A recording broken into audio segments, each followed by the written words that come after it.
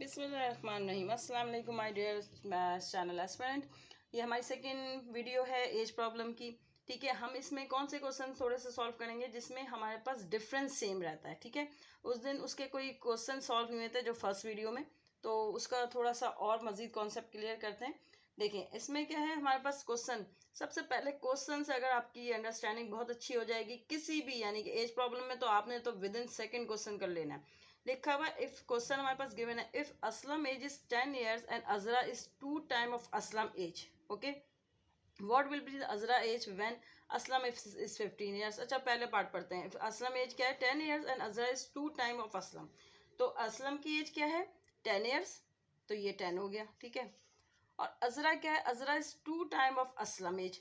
तो अजरा क्या है 2 टाइम्स है, तो इसका मतलब क्या है हम 10 को मल्टीप्लाई कर देंगे किससे, 2 से मल्टीप्लाई कर देंगे, तो कितना हो गया 20। तो जब असलम 10 years का है तो अजरा कितने ईयर्स की है 20 years की है। तो इसका मतलब ये है कि हम 20 में से 10 माइनस कर देते हैं तो हमारे पास यानी कि 20 years की है अजरा, और उसमें से हमने अभी असलम कितनी एज का है 10 years का है, तो दोनों का डिफरेंस क्या आ गया, एजिस का डिफरेंस कितना आ गया 10 years आ गया।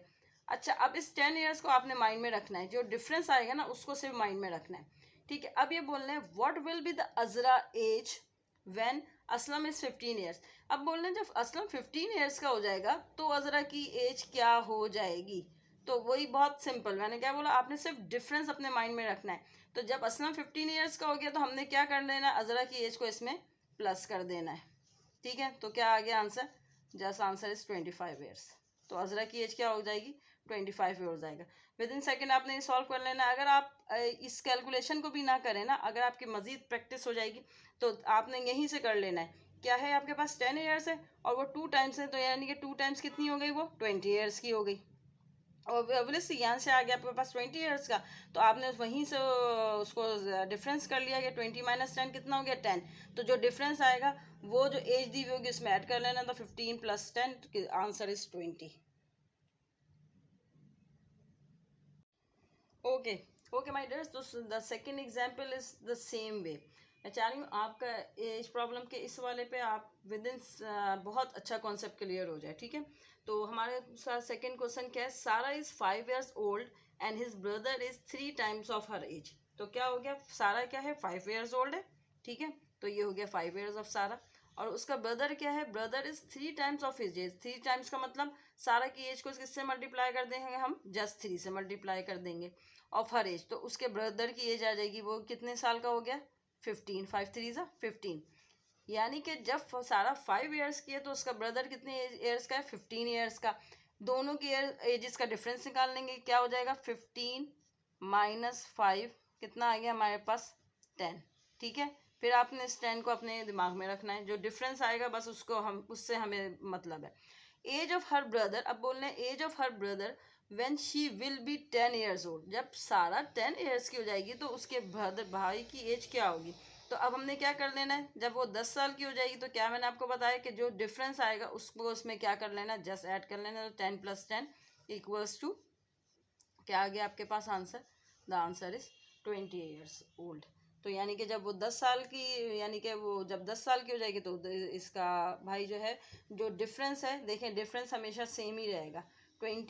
20 years की, जब वो 5 years का है तो वो 15 years है, जब 10 years के वो 20। यहाँ का डिफरेंस भी 10 years का है, यहाँ का डिफरेंस भी 10 years का है। Okay, got it. Okay, our third example is this.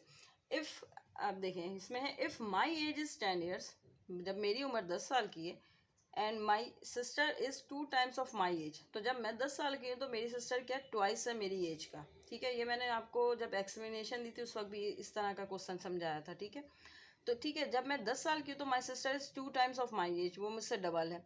What will be the ratio, अब ये यहाँ हमें एज नहीं पता ना, हमें यहाँ रेशो बतानी। What will be the ratio after 10 years। तो बोल रहे हैं 10 साल बाद हमारी एज की रेशो क्या हो जाएगी। सही है, आफ्टर 10 years। तो मैंने आपको क्या बताया था, जब हम प्रेजेंट में होते हैं, ठीक है, प्रेजेंट में या जो भी है, हम प्रेजेंट से फ्यूचर में जाते थे तो क्या करते हैं हमें क्या करना होता था, प्लस करना होता था। ठीक है ना, ये याद रखना है। और प्रेजेंट से अगर हम पास में जाते हैं तो हमें क्या करना होता था, माइनस करना होता है, ठीक है। सबसे मेन जो की पॉइंट है वो आपका ये है, ये अगर आपके जहन में है तो आपके तमाम एज प्रॉब्लम बहुत अच्छे सॉल्व हो जाएंगे, नो इशू, कोई भी आपको मसला नहीं होगा। बस आपने ये की पॉइंट याद रखना है, ठीक है। अब हमने क्या बोला, जब if my age is 10 years and my sister is 2 times, तो मैं जब 10 ईयर्स की हूँ तो she will be the 2 times. 2 times का मतलब वो 2 से मल्टीप्लाई कर देंगे तो उसकी एज कितनी हो गई, 10 2 ज़ा 20, ओके। यानी कि जब मैं 10 ईयर्स की हूँ तो वो कितनी ईयर्स की है, वो 20 ईयर्स की है, ठीक है। अब बोलने हैं आफ्टर, यानी कि what will be the ratio after 10 years. 10 years का मतलब आफ्टर 10 ईयर्स दोनों की एज में हम क्या ऐड कर देंगे, 10 ईयर्स। जाहिर सी बात है, जब मेरी एज में 10 ईयर्स ऐड होगा तो मैं कितने ईयर्स की हो जाऊंगी, 20 ईयर्स की। तो इसकी एज भी क्या हो जाएगी, 10 ईयर्स ऐड करना है ना इसमें भी हमने, तो इसमें भी 10 ईयर्स ऐड हो गए, तो ये कितनी एज की होगी, 30 ईयर्स की, ओके। 30 ईयर्स की हो गई, तो हमें क्या यहाँ फाइंड आउट करना है, रेशो फाइंड आउट करना था। तो बहुत सिंपल, जस्ट 0 से 0 कैंसिल हो गया, ठीक है। तो आपके पास एज क्या हो गई, 2:3। तो देखेंगे कितना सिंपल क्वेश्चन है, जस्ट हमें कुछ भी नहीं करना था। अगर यहाँ बोलते कि व्हाट वाज द एज, तो -10 कर देते हम, ठीक है। वो तो -10 हो जाता, आपको पता है पास में जाएंगे तो माइनस करेंगे, प्रेजेंट में फ्यूचर में जाएंगे तो प्लस करेंगे।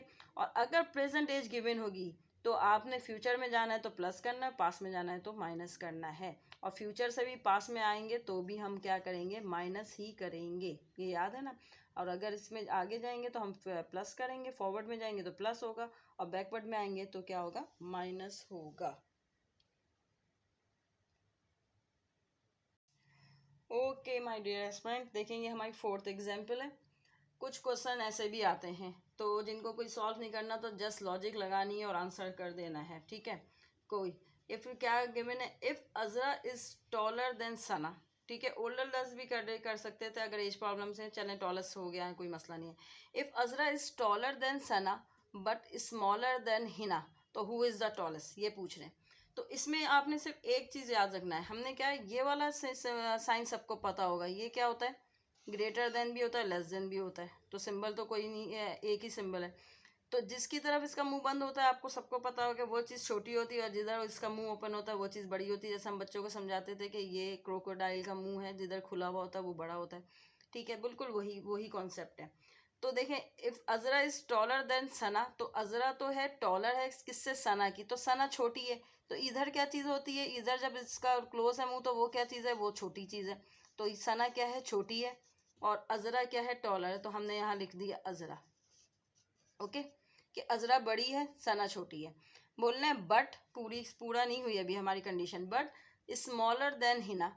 लेकिन बट कौन है, अजरा ही की बात हो रही है कि अजरा जो है वो स्मॉलर देन हिना है। तो अब अजरा स्मॉलर हो गई, पहले अजरा ग्रेटर थी सना से, यानी कि टॉलर थी या ग्रेटर थी सना से। तो अब अजरा क्या हो गई, स्मॉलर हो गई। तो स्मॉलर का मतलब क्या होगा, अब ये साइन जो है वो फिर अजरा की तरफ आ जाएगा इस तरह से, ठीक है। यानी कि अजरा क्या होगी, छोटी होगी ना, स्मॉलर देन हिना। तो हिना क्या है, हिना जो है वो अजरा से भी बड़ी है। जब बड़ी है तो इसका मुंह इधर ओपन है हमारे पास, ये हिना आ गई। तो पूछ रहे हैं हु इज द टॉलेस्ट, तो सब में टॉलेस्ट कौन सी है, ठीक है। तो देखें सब में टॉलेस्ट कौन सा हो गया, सब साफ नजर आ रहा है कि Hina is the tallest one. तो ये एक और ये भी लॉजिक है, और दूसरी ये कि देखें हिना की तरफ, हिना इससे भी टॉल है, और दोनों तरफ ओपन इसी की तरफ है। ये सना सबसे छोटी है, फिर अजरा है, फिर हिना। तो इसका आंसर क्या हो जाए, आ गया हमारे पास, Hina is the tallest, okay.